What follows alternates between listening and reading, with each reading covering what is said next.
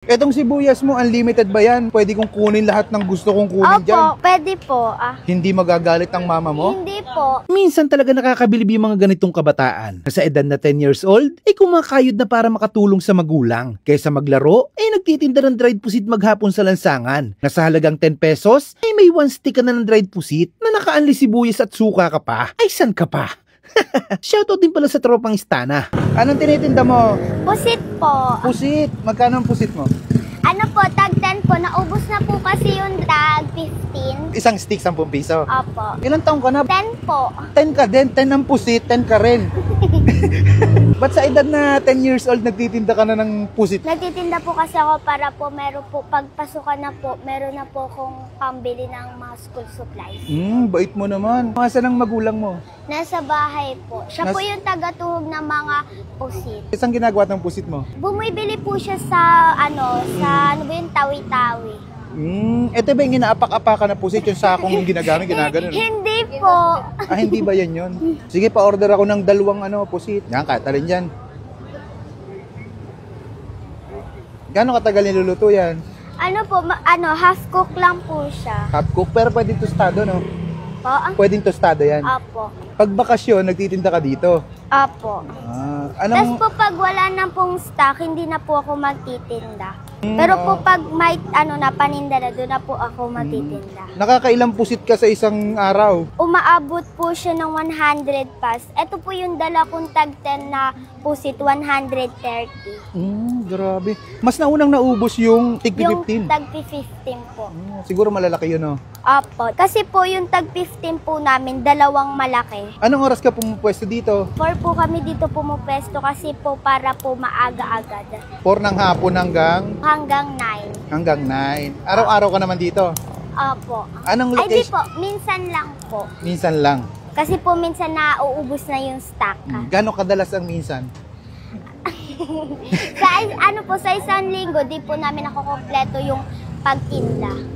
Anong location nyo dito? Dito po sa Malagasang. Sa may Save More Espasyo, no? Opo. Sige, luto na agad? Opo. Ang bilis Hotdog naman. lang po. Nagkukwentuhan lang tayo, luto na agad? Ito po. Okay, sige. Ano yung sausawan mo dito? Ito po yung matamis. May At matamis. saka po, ito po yung, hindi po yung maanghang. Ito po naman po yung yung maanghang. Maanghang. Matamis tsaka maanghang. Overload po dyan yung Ayun, sibuyas. ang dami sibuyas. Etong sibuyas mo, unlimited ba yan? Pwede kong kunin lahat ng gusto kong kunin dyan? Pwede po. Hindi magagalit ang mama mo? Hindi po. Kasi po kada araw nagastos po kami ng sibuyas.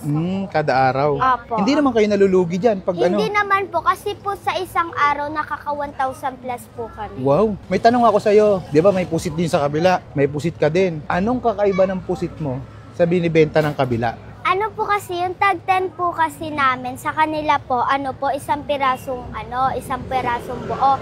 Po yung sa amin, maliliit siya, parang para pong mabilis mo lang siya makakain, hindi mabubulunan ka po. Tapos po yung pinagkaiba ng 15 nila, yung 15 po kasi nila, yung size nila malaki. Po yung 15 na size namin, dalawa pong malaki. Ayun, ayos Sige, tikman ko muna to. Thank you Tikman natin. 10 piso, unlimited sibuyas, unlimited suka. Ayan pwede mong higupin, pwede mong inumin. Bahala ka sa buhay mo. Tikman natin.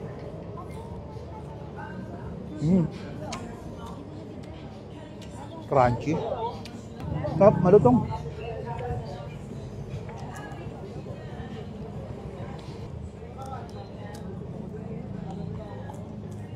Ang ganda ng pagkaluto sa sa pusit nila. Malutong. Hindi tulad nung parang goma. Ang sarap na ito. Ang sarap din ng sausawan.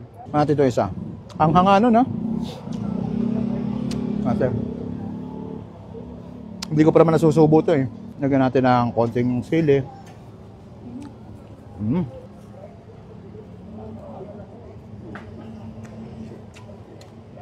Solid.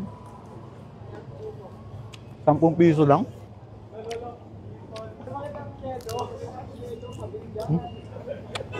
Rinig na rinig Pag nakita nyo dito si Junica sa may Save More Espasyo, bili na kayo ng pusit nila, napakamura, napakasarap ng sausawan. Paano, order pa ako?